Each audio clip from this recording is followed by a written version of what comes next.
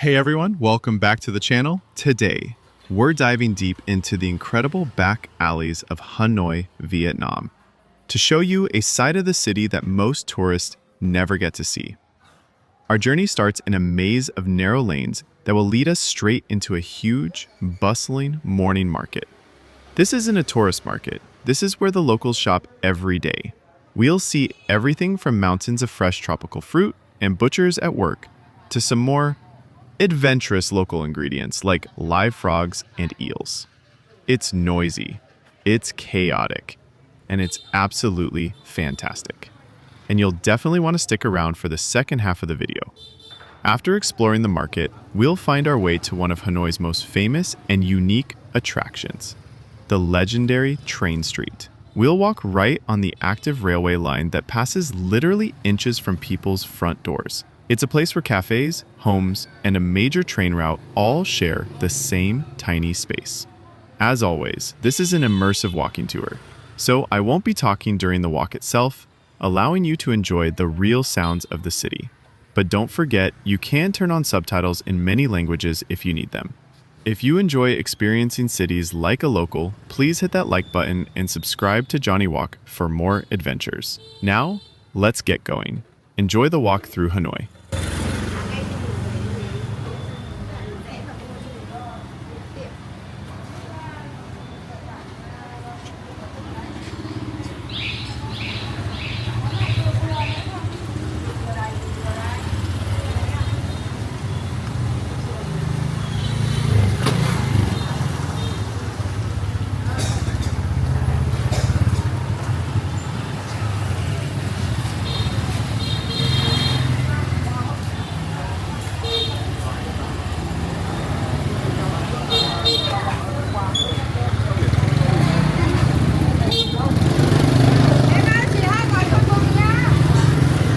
Vâng à, vâng dưa à.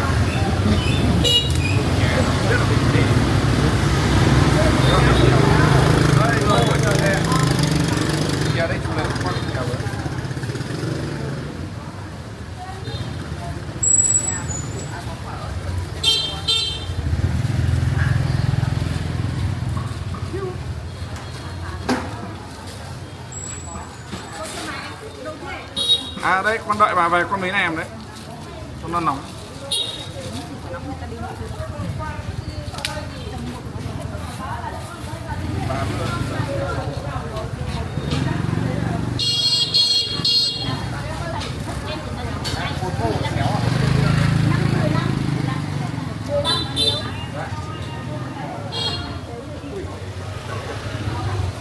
ấy thì chị xéo luôn đi à?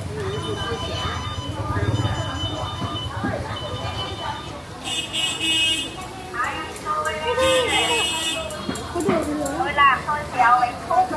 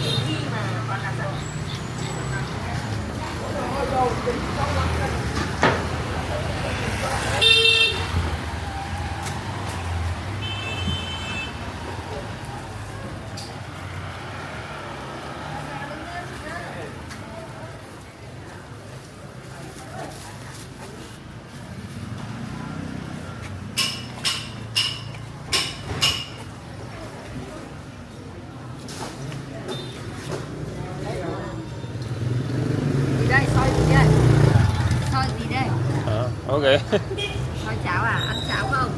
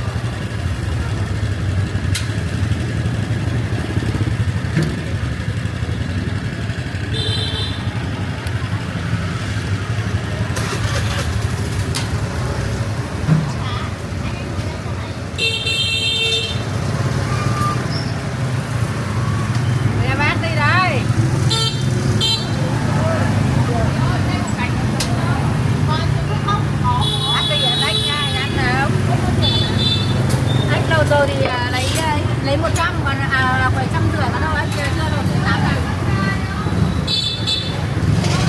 Nha, ngon lắm.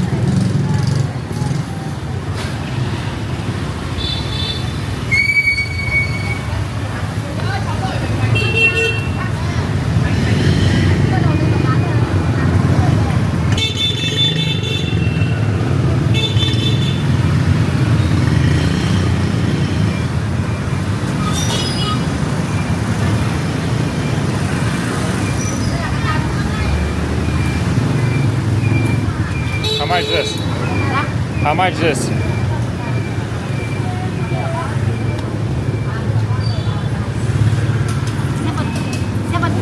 Seven. 17? Okay, just can you give me a little bit? Lấy 100, 70. 70.000 một cân. Lấy 1 cân. Just this and this, a little bit, a little bit. Lấy 50. No, just for, yeah.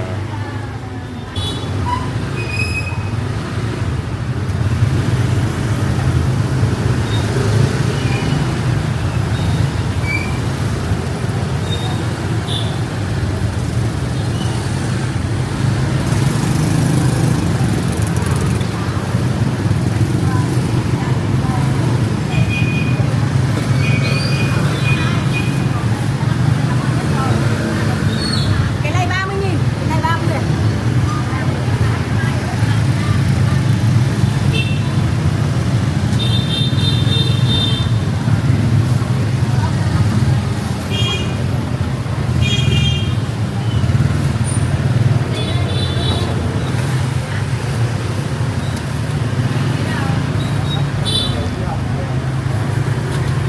Quả đấy đấy 20.000 một quả. Okay, okay. 20.000 một quả. Thế mà trả 20.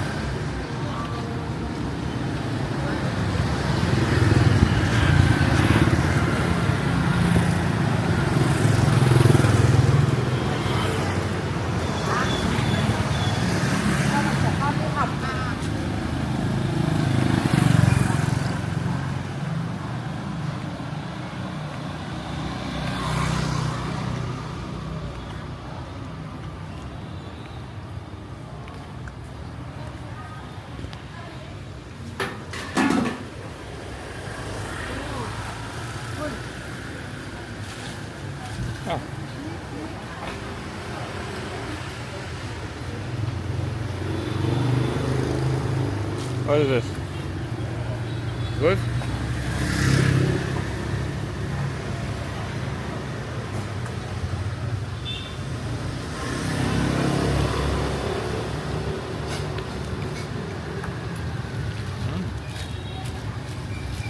Yeah, good. Like a gum, yeah?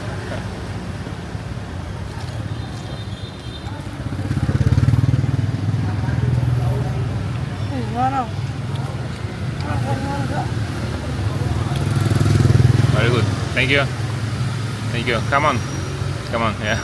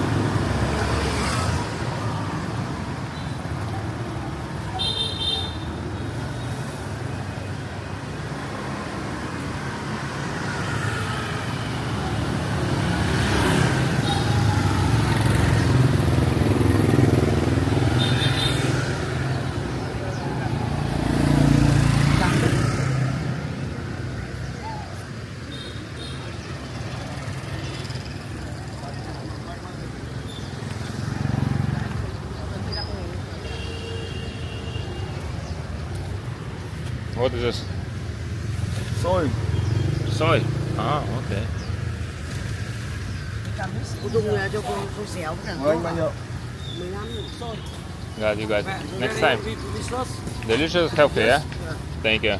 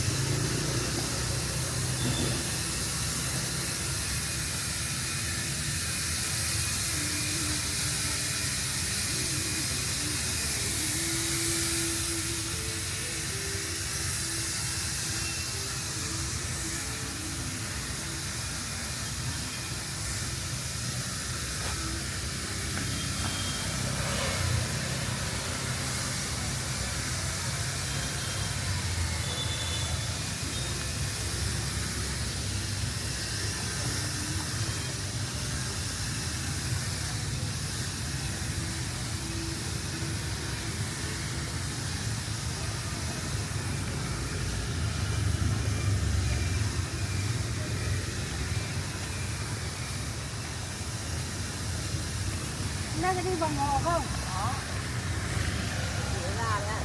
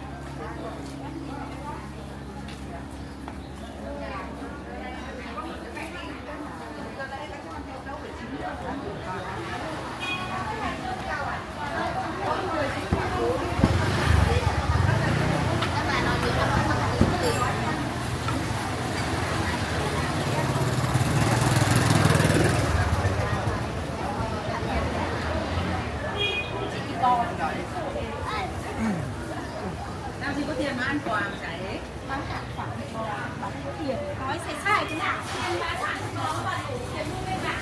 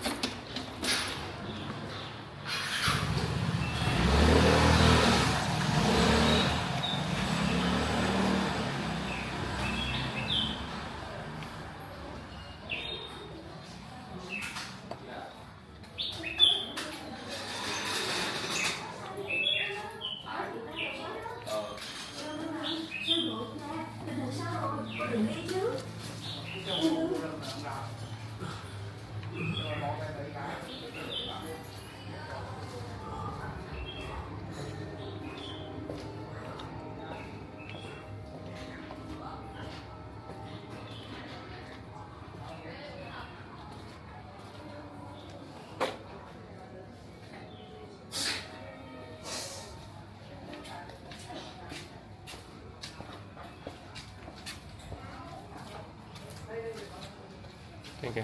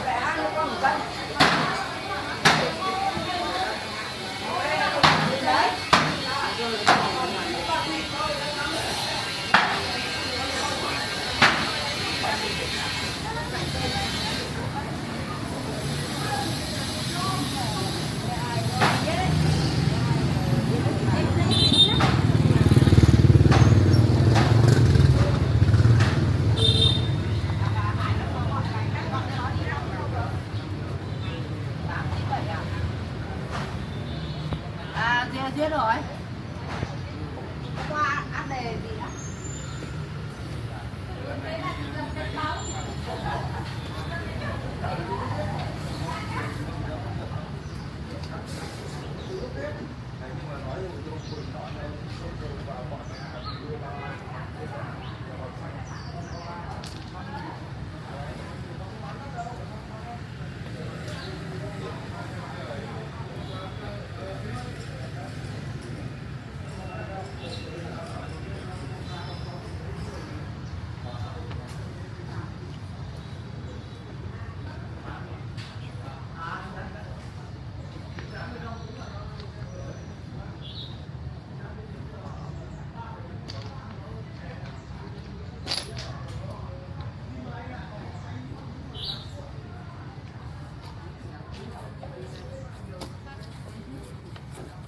Hello, hello.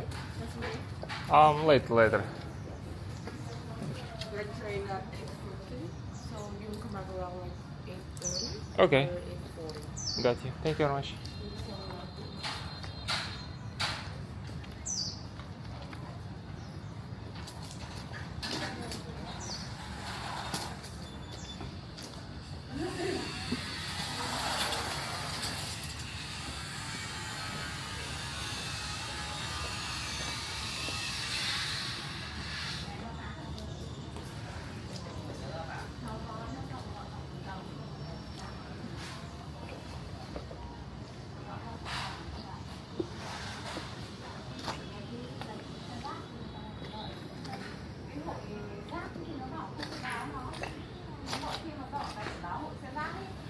Bên môi trường họ đi họ đẩy xe thì họ thu hết trên cái xe họ đẩy đi nhưng hôm nay không thấy vào. Còn thấy không ai vào thôi thì không vào cái nào nữa. The neck minute is 30, just 15 minutes for the neck test. Mm-hmm. Thank you.